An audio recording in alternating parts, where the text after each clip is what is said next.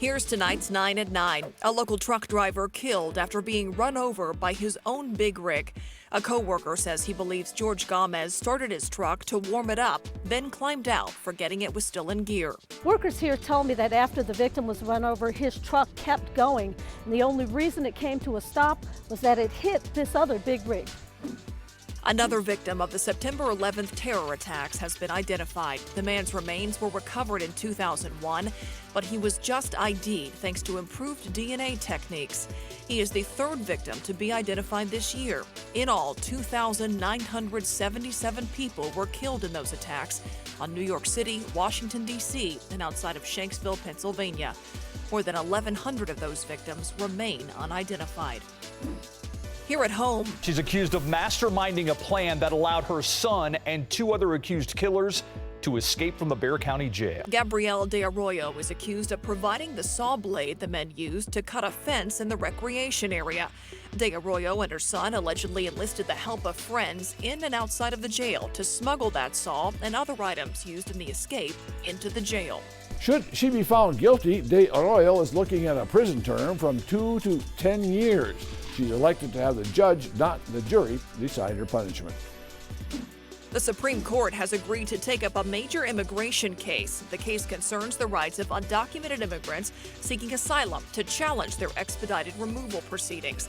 The Trump administration had asked the court to review a ruling that would allow those who have been denied asylum to make their claims in federal court.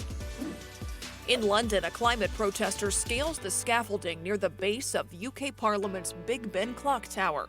The man climbed up to drop a banner from the structure. He was brought back to the ground after 3 hours.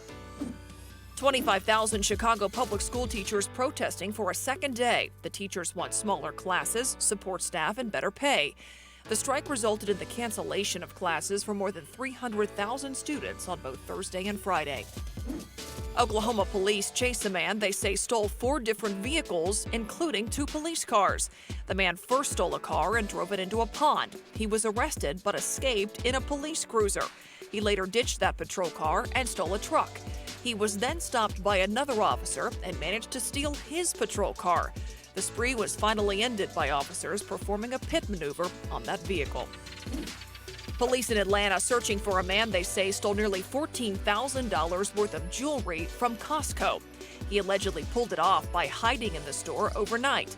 Investigators say the man walked inside the store, cased it, and then left. Surveillance video shows how that same man returned a few hours later and hid behind a large display sign for nearly 5 hours.